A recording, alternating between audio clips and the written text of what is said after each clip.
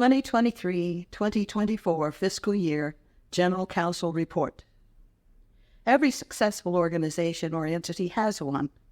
A short, bold, ambitious, inspirational, big-picture sentence or phrase known as a mission statement. Consider Walmart's mission statement. We save people money so they can live better. And then there's J.P. Morgan's. We aim to be the most respected financial services firm in the world. Both are short, bold, ambitious, inspirational, big-picture proclamations. Well, the Eastern Shawnee Tribe of Oklahoma also has a mission statement, dedicated to excellence in our journey to build the tribe of the future.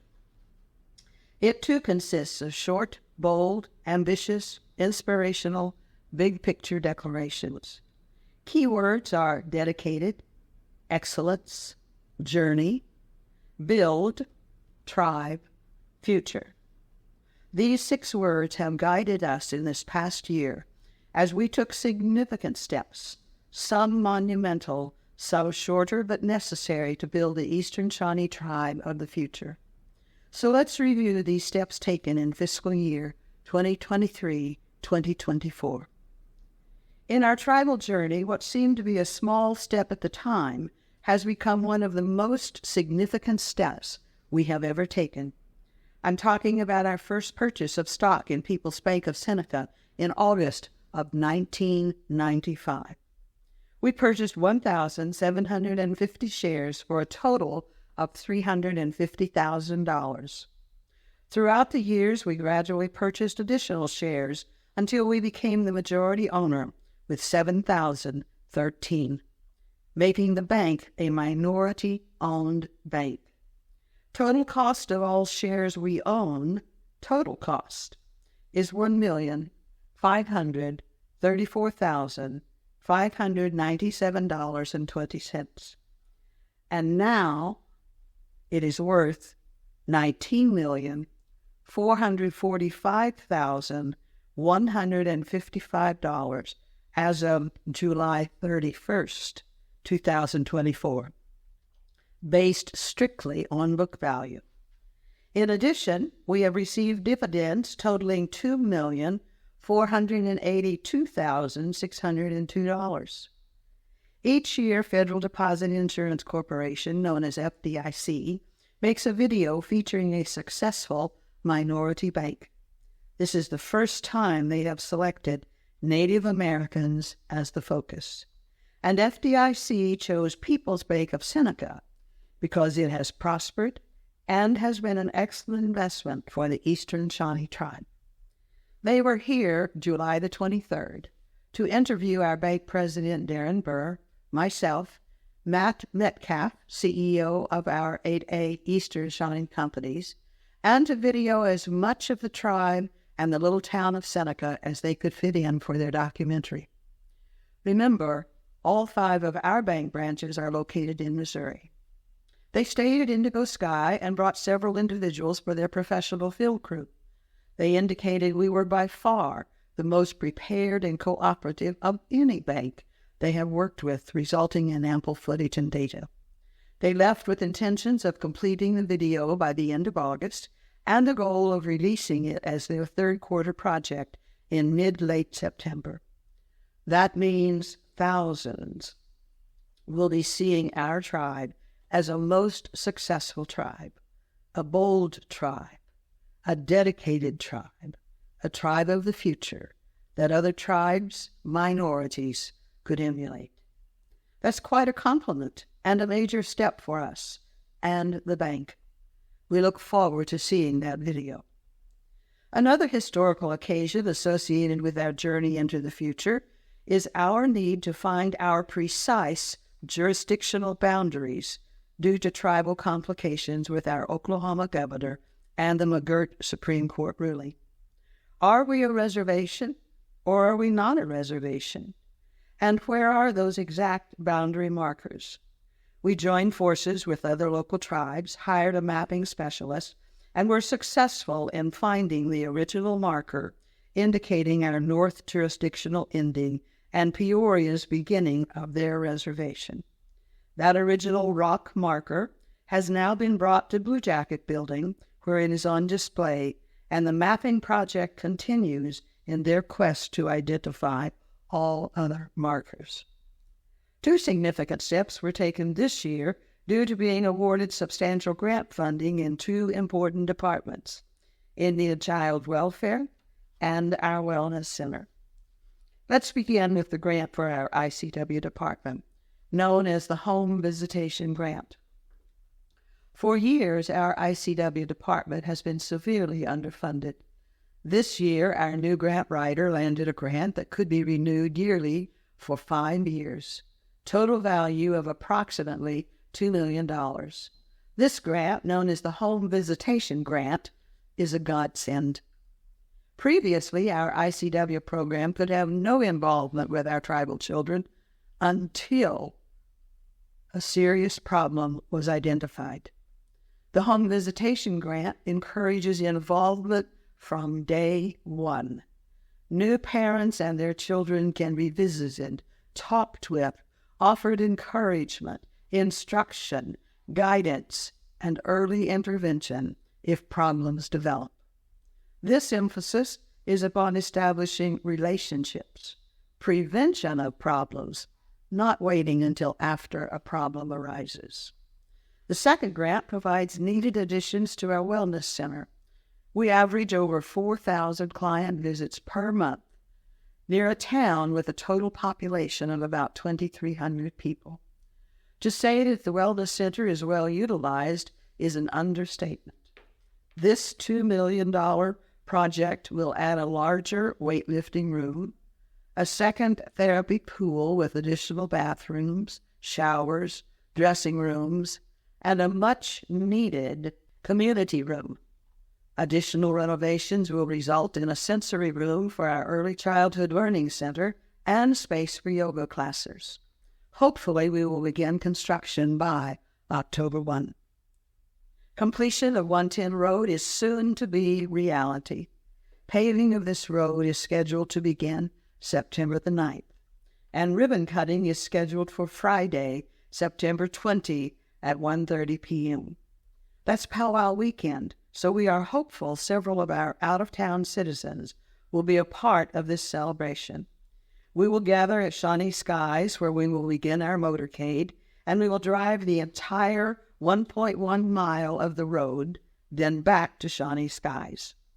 Bid cost of this project is about $4.7 million, with grants and BIA road monies covering $4 million of this cost.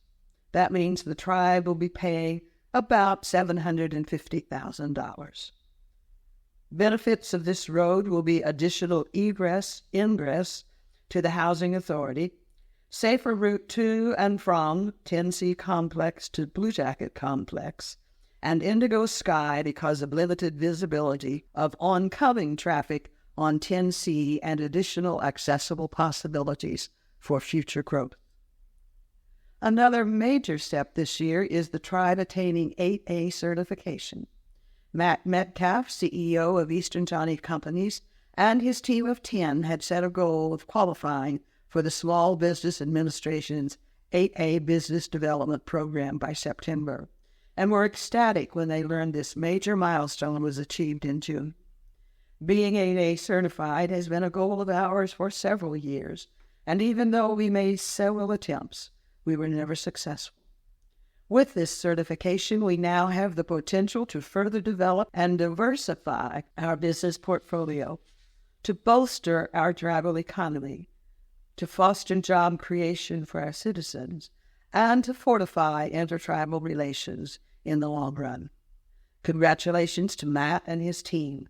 Now the real work and the excitement begins. The Eastern Shawnee Tribe made history Monday, May 20, 2024, when we officially purchased Lost Creek Ranch in its entirety of 1,300 acres. 900 acres are in our jurisdictional area, and the other 400 in Wyandot Tribe's jurisdiction. This purchase is a turnkey operation, meaning we purchased everything: 500 head of cattle, all equipment, all outbuildings, a house, creeks, and Calamus Pond, our Shawnee Cemetery established in 1832. In the year our ancestors arrived here, where approximately 35 to 40 of our ancestors are buried, where names of Duchesne, Prophet, Jackson, Captain, Doherty are etched in historic stones. Lost Creek Ranch employed 2 full-time employees, and they will remain as our employees to oversee the operation. Anytime we purchase property, we automatically think about putting that land into trust because of the taxation benefits.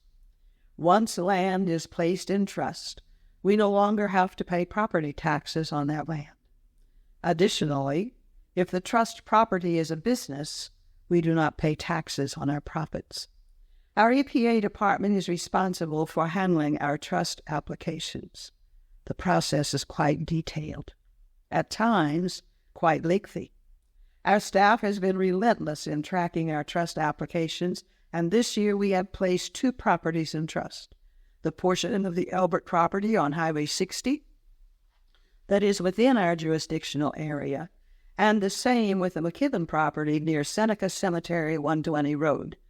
Part of the Elbert property is in Wyandotte jurisdiction, and part of the McKibben property is in Modoc jurisdiction.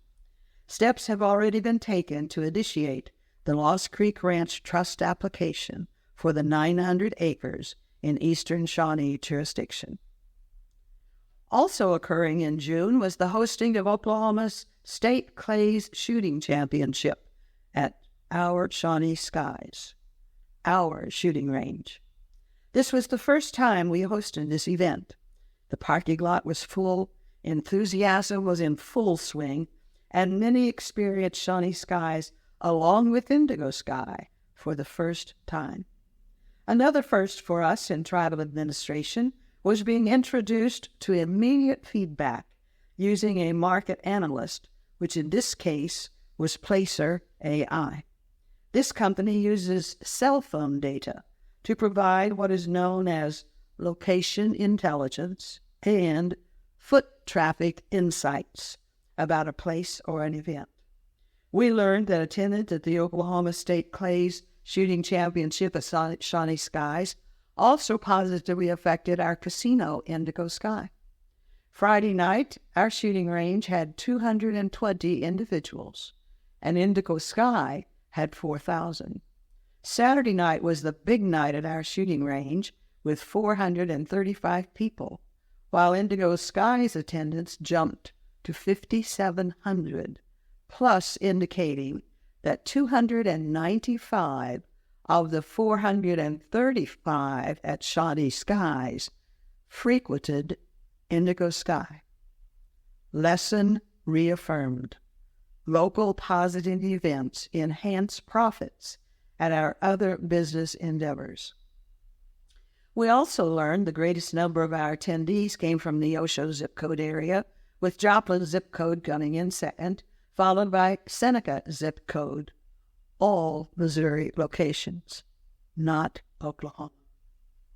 All in attendance at both Shawnee Skies and Indigo Sky were most impressed with both facilities and indicated they would be returning. Congratulations to Shawnee Skies manager Tim Botts and Chief of Staff Chad Kelly, plus the numerous volunteers for their hard work.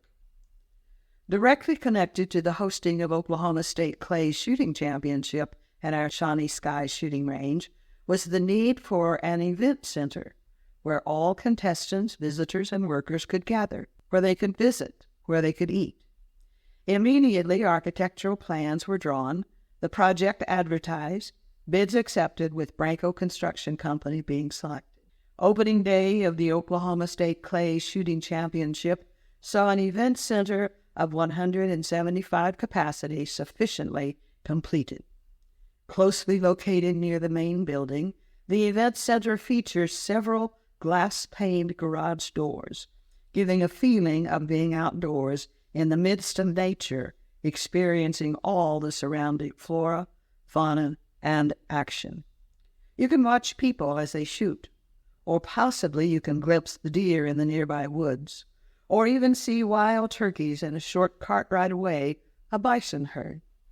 You might even spot signs of wild pigs, possibly even see one. With large patios surrounding the building, relaxing chairs, inside or outside, the event center takes on the atmosphere of every season, every special occasion. Already booked for numerous holiday occasions, the event center provides additional opportunities and amenities for a tribe of the future. When we think of building the tribe of the future, we automatically think of the word construction. This year we have several examples of construction. Construction of 110 Road, construction of an event center, remodeling the old travel center, which translates to construction of a business center for Eastern Shawnee companies and the business committee, climaxing with construction of a new tribal administration building, now referenced as a governmental building. Now about 40% complete, this 3-level building, a basement, entry-level floor, and one upper floor, is located on the Eastern Shawnee Tennessee Complex at the south end of Blue Jacket Road. Completion of this building will mean that most of our major buildings functions will all be located at the Tennessee Complex. Now, with tribal administration located at the Blue Jacket Complex and most programs located at Tennessee, a distance of 4 or 5 miles, it means that we must make 2 or 3 trips a day for meetings and other happenings. That is most inconvenient and definitely counterproductive. The timing of this construction is also appropriate, as tribal administration buildings in the past have been ineligible for grant funds, which is not the case with ARPA funding. That means the tribe will pay about half of the total expense, not all, which is a definite asset to us. The building has an elevated central circular atrium or foyer, flanked by 2 floors of left and right sections. IT will be located in the lower or basement level, with business committee meetings, other meetings scheduled for the left or east side of the foyer. The chief and the executive team are located on the first floor, right or west side of the foyer, with chief of staff personnel and business committee members located on the second level. Completion is estimated for early summer. Remodeling is another type of construction that we have undertaken this past year. Our Haven program serves males and females who are victims of domestic violence, victims of crime, victims of sexual assault. Oklahoma is currently ranked number 1 in the United States for incidences of domestic violence, and second in the country for women who are murdered by a male intimate partner. Because of these and other unfortunate statistics, the Haven program has grown each year, and especially so this past year, resulting in a need for more space to serve its clients. At the Blue Jacket Complex, the trackside building was vacant. This building was formerly used by the Federal Home Grant and the construction department, and prior to that, the old police station. Haven located a grant that enabled them to remodel the entire facility. Now named Haven Client Center, the building is perfectly furnished for Haven's needs, is located near the tiny homes where temporary transitional shelter is available for their clients, and is truly the asset that the program needed. In a bold progressive move, this year we have developed and submitted a plan to initiate a new program, an ESTO 477 program, a program that provides greater flexibility with grant programs falling under the Department of Interior's 12 agencies.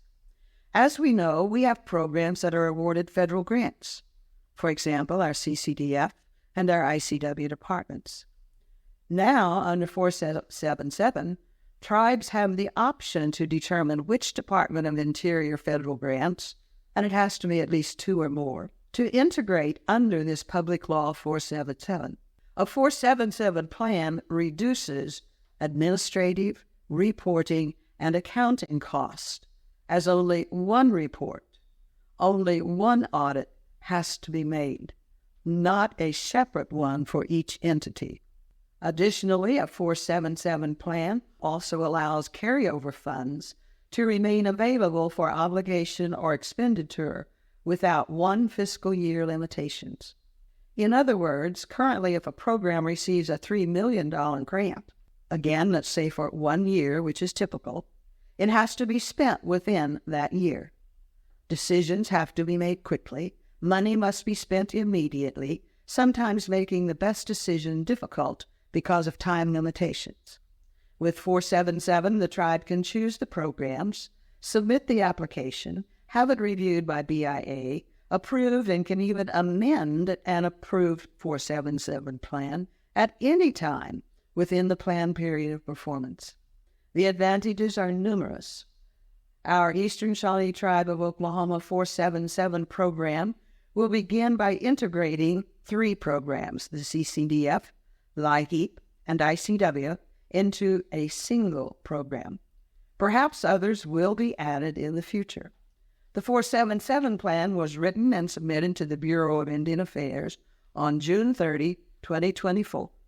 It takes 90 days before federal approval, and we anticipate the program to begin October 1, 2024. Another bold, excellent, innovative program that was developed this year is the Tar Creek Apprenticeship Program. We participated in the development of this program, and we are excited that 6 of our youth were selected to be participants, and they received $3,000 stipends. This pilot program was developed by representatives of the Cherokee Nation, the Miami Nation, the Ottawa Tribe, Peoria Tribe, Seneca Cayuga Nation, Wyandot Nation, and the Eastern Shawnee Tribe as a restoration project from the Tar Creek Superfund site. As you know, Ottawa County with Tar Creek and widespread area remains from an extensive mining history has been the #1 Superfund polluted site in the United States for decades. The goal of the apprenticeship program is to teach our youth about restoration techniques, to learn about tribal culture.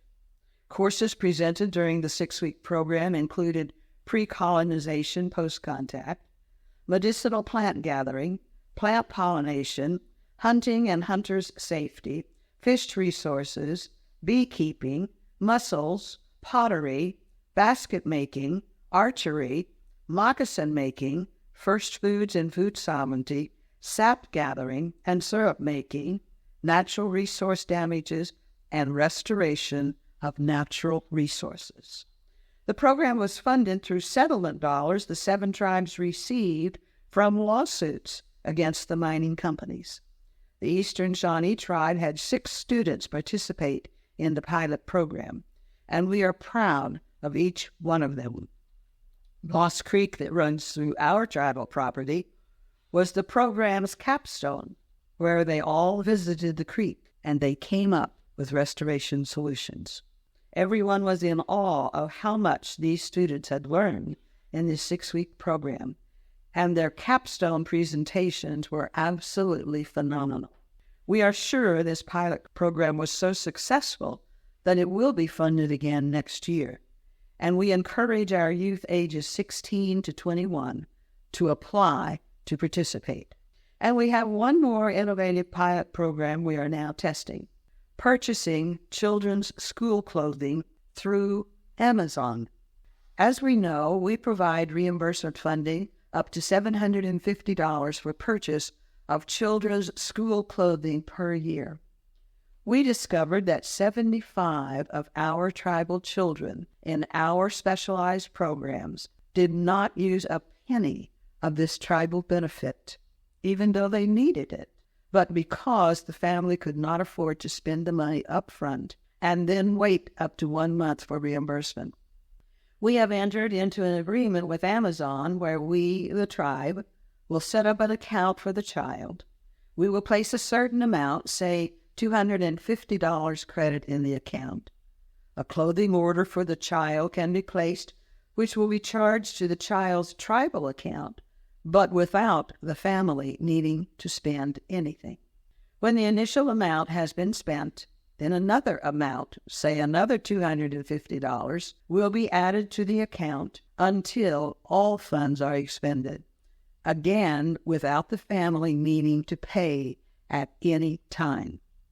There are no shipping charges, no membership fees, no extra charges of any type.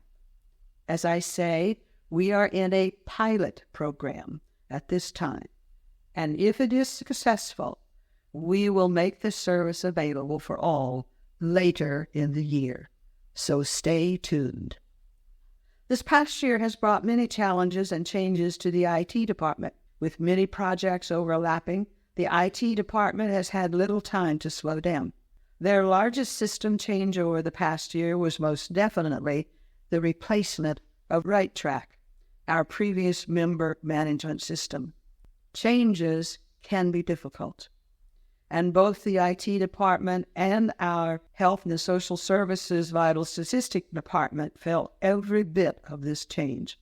IT Director Ben Dixon writes, "Not enough can be said about how much work went into moving 15-plus years of data, procedures, reports, management, and many other parts and pieces into a new system."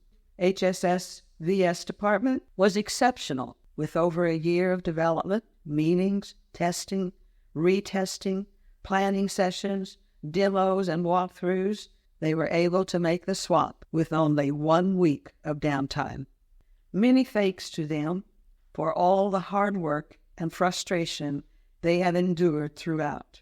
Great efforts can also offer great rewards, and we are now finding benefits and improvements over the previous system. A few of the most exciting changes are centralization and application accessibility, improved and more informative email notifications, and a public portal that can be accessed by members to view and update information. We hope to continue developing this system to provide enhancements and additional accessibility. We certainly apologize for any inconvenience and problems caused to tribal citizens and for the criticism leveled at our dedicated employees. But progressive change had to occur for future excellence. We wish we could have done it with absolutely no hitches, but certainly with fast, ever-changing technology. That is not always the case. Other changes made this year included the moving of our Education and Specialized Services Department from the Wellness Center to the Health and Social Services Building.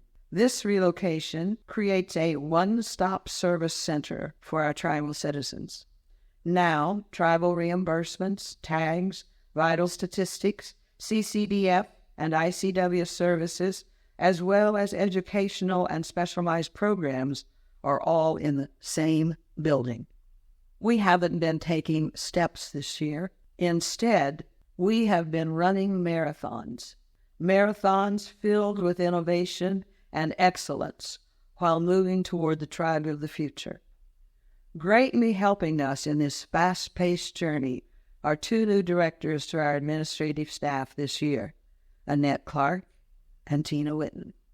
Both have demonstrated exemplary leadership resulting in impressive departmental growth. Annette Clark, Director of Communications Library, oversees the creation of the Shooting Star, which now has a digital version. She has developed a tribal Facebook page, and she has improved our website. She has refurbished the library, reactivated the mobile book bus program, and strengthened our genealogy research. Tina Whitten, Print Shop Director, has a wealth of experience, is most creative, completes job orders in record time, and has greatly increased our business growth. Perhaps the most monumental step occurred September 19, 2023, a cultural step that has far-reaching impact. Technically, this step was taken in the last fiscal year, but occurring after our General Council meeting, making it impossible to report it in last year's official record. That monumental cultural step was the designation of 8 of our ancestral Native American mounds in Ohio being inscripted as World Heritage Sites. We became the 1,200th site in the world, the 25th in the United States, and the first in Ohio, our homelands. Joining such famous sites is the Great Wall of China, the Pyramids of Egypt, Machu Picchu in Peru, the Acropolis in Greece, the Colosseum in Rome, Stonehenge in England, Notre Dame in Paris, the Taj Mahal in India, the Statue of Liberty, and the Grand Canyon in the United States of America. And the list continues. Our tribe, the Eastern Shawnee Tribe, was the official tribal sponsor of this World Heritage nomination.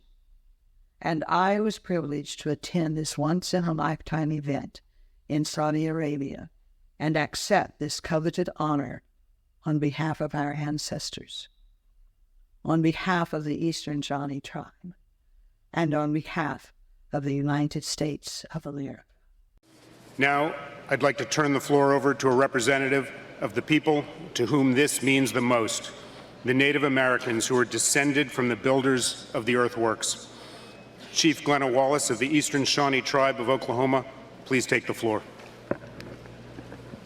Thank you. Today, 8 remarkable earthworks in Ohio, built by our Native American ancestors some 2,000 years ago, have now been officially designated a World Heritage Site. After nearly 20 years working towards this goal, my immediate reaction is to shout, and to shout with joy. But at the same time, my eyes are moist with tears, and my lips, my chin, and my voice tremble.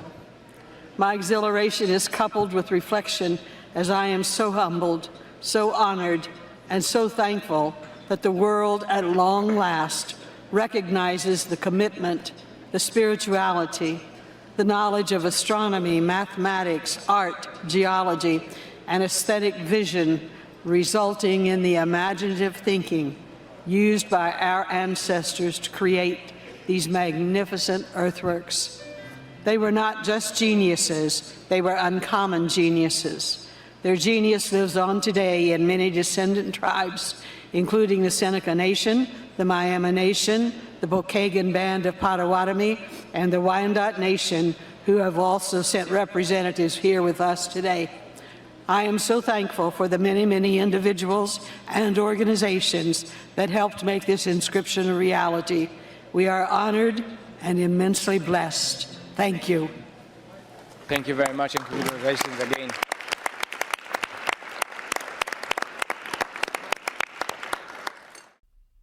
As I stated, I am so thankful that the world at long last recognizes the commitment, the spirituality, the knowledge of astronomy, mathematics, art, geology, and aesthetic vision, resulting in the imaginative thinking used by our ancestors to create these magnificent earthworks.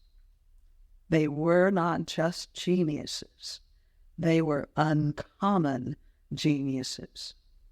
The final step for this designation of World Heritage just recently occurred and is the removal of Mound Builders Country Club and the golf course on top of the Newark Earthworks Mounds.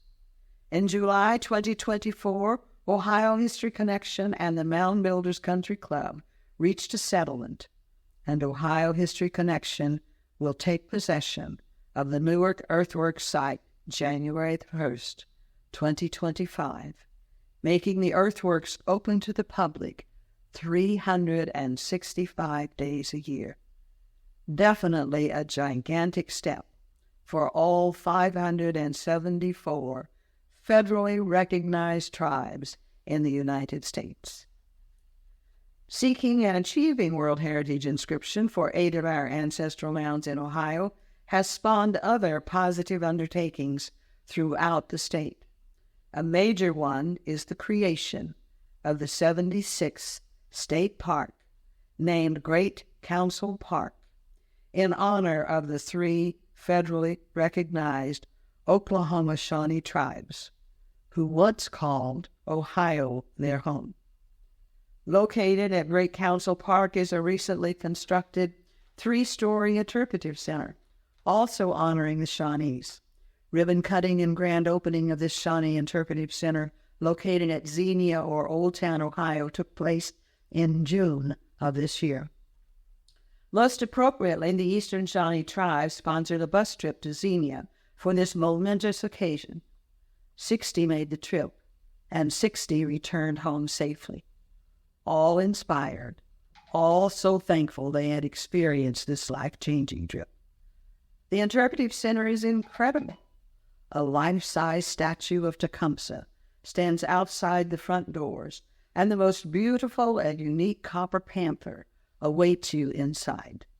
Each of the 3 floors is packed with information, visuals, displays. You enter on the 2nd level, which immediately captures the attention of children with its living stream of water. Filled with fish swimming, the living stream enables children to actually place their hands in the water to try to catch a fish. And it provides a crawl space underneath where children can sit and look up at all the activity. On this floor is also a well-done introductory video featuring individuals from all 3 Shawnee tribes, as well as a gift shop. On the 3rd floor is information on each tribe, most of it written by tribal citizens along with other historical facts. The basement level is filled with pictures of individual tribal citizens and activities occurring at each tribe. This is an interpretive center you must visit, an interpretive center where our tribe was involved, consulted with continuously, and Talon Silverhorn, one of our tribal citizens, is the cultural program manager. Quite a journey for all of us. All activities, accomplishments reviewed in this General Council report have been in addition to the litany of successful tribal community events that occur annually, such as the Shawnestoa Back to School Children's Powwow, the Trunk or Treat, the Easter Egg Hunt, Children's Christmas Party, Elders' Christmas Party, Elders' Annual Dinner, the Education Banquet, the Tecumseh Challenge, Eastern Shawnee Annual Powwow, Summer Pool Party, Early Childhood Learning Center Graduation Ceremony, numerous Haven events, the Week of the Young Child, blood drives, culture camps, Shawnee Night, History Summit, summer youth programs, driver's education classes, Wild Green Onion Dinner, fishing derby, tire recycling, monthly food distribution, trips to Branson for our elders, the honoring of our veterans, and the list continues. Indeed, our employees are dedicated. They are dedicated to the excellence in our journey to build the tribe of the future. And we would not have made these giant steps without them.